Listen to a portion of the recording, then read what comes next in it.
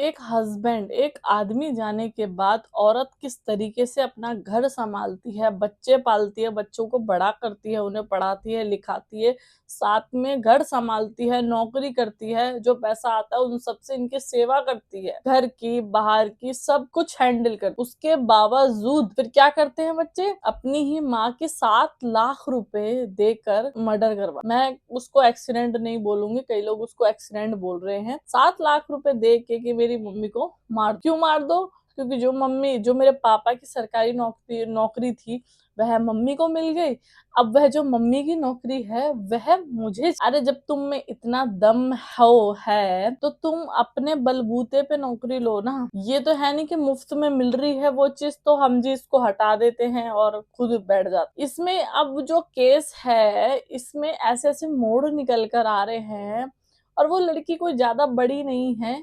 आज की जो चल रही है एज या आज की जो जनरेशन है उसके हिसाब से वह बहुत छोटी है। हालांकि पहले ये एज को बहुत बड़ा माना जाता था। क्यों? क्योंकि लड़कियां बच्चे पहले बहुत जल्दी मैच्योर हो जाते थे। आज के टाइम पे इतने मैच्योर हो रहे हैं ना, मैं उसको मैच्योर होना नहीं बोलूंगी, बट हाँ इतने मैच्योर हो रहे ना कि उनको पता ही नहीं चल रहा है कि सही क्या है और गलत क्या है।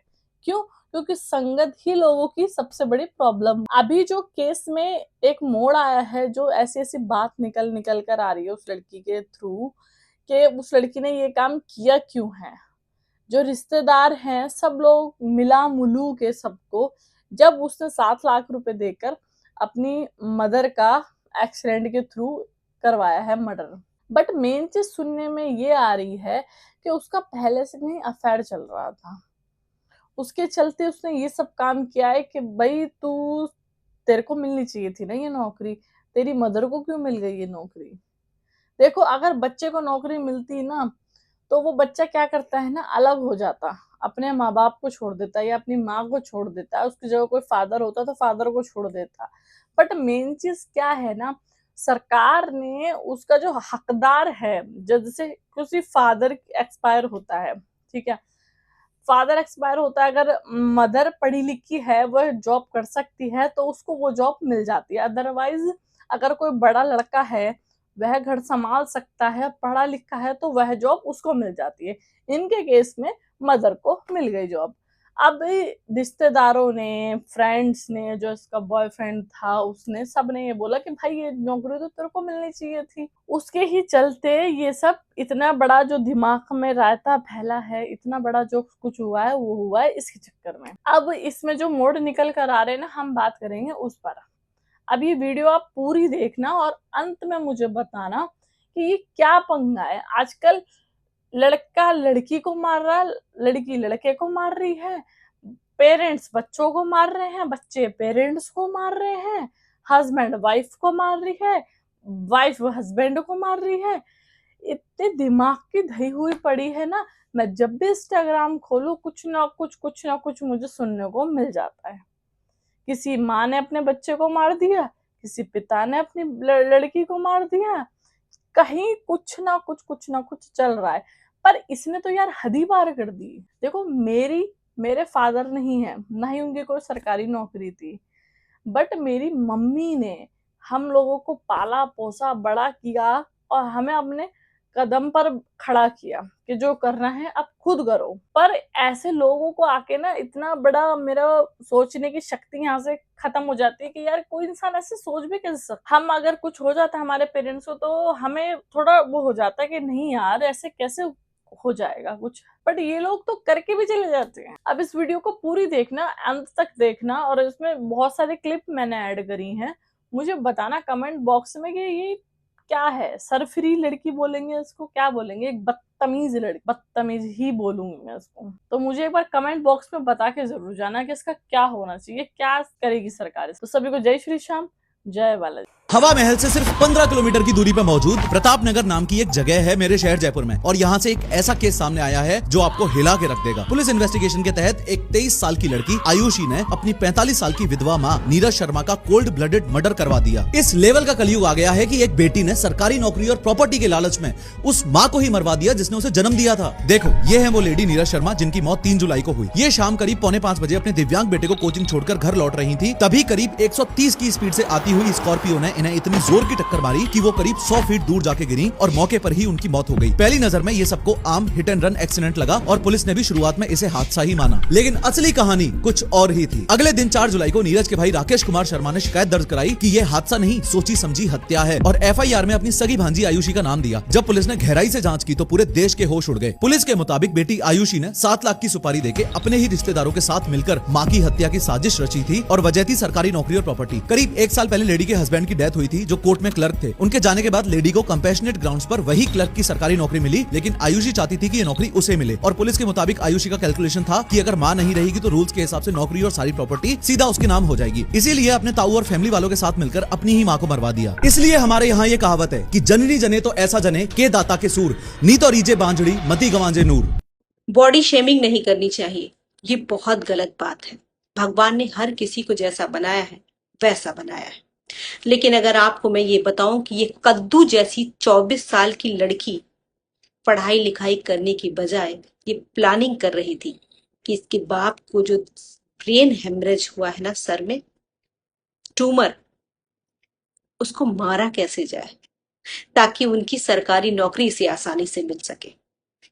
इसको अपने ऊपर भरोसा नहीं था, बाप को इसने ठिकाने लगा दिया। इलाज के बहाने लेकर गई, 4 महीने कहाँ छुपा कर रखा था किसी को इसने नहीं बताया।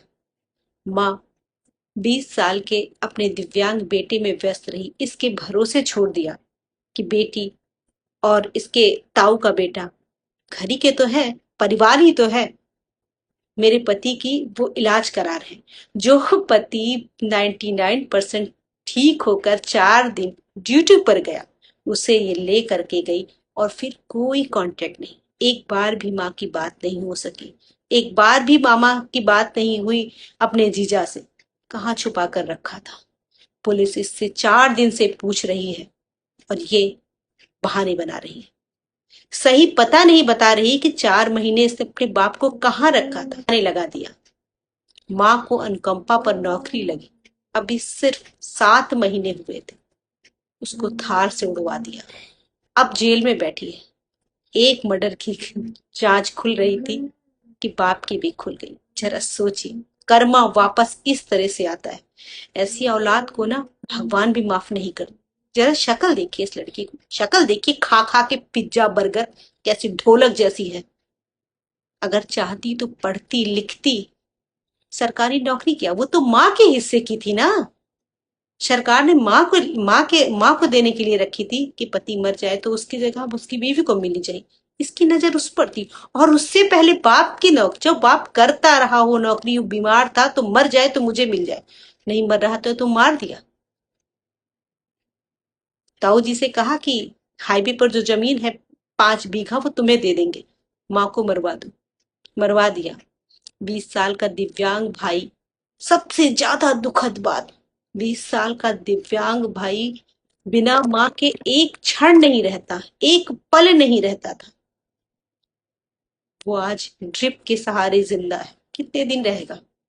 माँ को भी मार दिया, बाप को भी मार दिया, भाई को भी मार दिया, और ये ढोलक अब हमारे टैक्स के पैसे से बैठकर जेल में खाएगी। फांसी होनी चाहिए। 3 हत्याएं लगेंगी इसको, लेकिन सरकार नहीं देगी इसको फांसी, खिलाएगी। हमारे आपके पैसों से इसको भी खिलाएगी।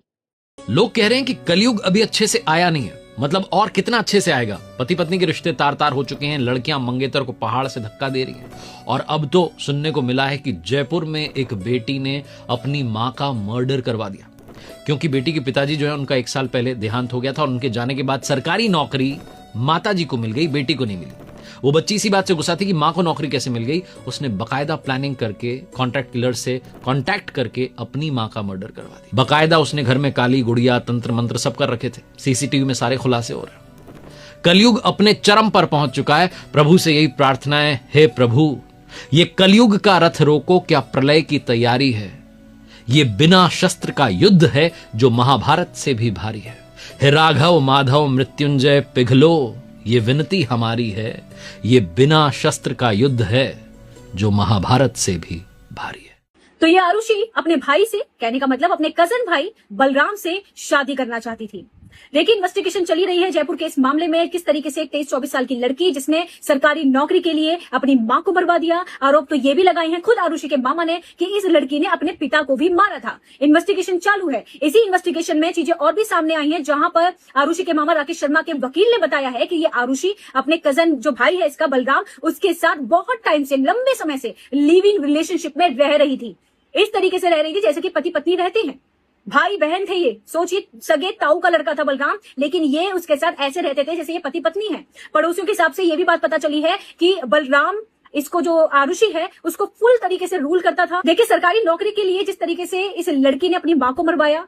अभी इन्वेस्टिगेशन में एक बात और सामने आई है कि जब सरकारी नौकरी की बात आ रही थी, लेन देन की, कि किसको नौकरी करनी है, तब आरुषि सुप्रीम कोर्ट भी गई थी। उसने सुप्रीम कोर्ट का दरवाजा भी खटखटाया था कि ये नौकरी उसको मिलनी चाहिए, लेकिन आरुषि उस टाइम पर ग्रेजुएट नहीं थी, तो इस कारण इसको ये नौकरी नहीं मिली। कहने का बहुत सीधा सीधा आपको मैं एक बात बताऊं तो इसके परिवार में, जो आरुषि के परिवार में, आरुषि अपनी मां की सरकारी नौकरी के पीछे थी, और आरुषि का जो परिवार था जिसमें ताऊ चाचा, वो खुद आरुषि के पिता और माता की जो प्रॉपर्टी है उसके पीछे थे। तो इन दोनों ने ग्रुपिज्म किया, प्लानिंग की, प्लॉटिंग की, और अब जाके इस घटना को अंजाम दिया। अब इन्वेस्टिगेशन के बाद एक के बाद एक आरोप लग रहे हैं। अब देखना होगा कि और आगे जाके क्या क्या खुलासे होने वाले हैं। लेकिन हैरानी की बात तो यह है कि सोचिए, इस मामले ने कितना रिश्तों को शर्मसार किया है। ना बेटी मां की रही सगी, ना बाप की रही, और भाई बहन का रिश्ता भी शर्मसार कर दिया है।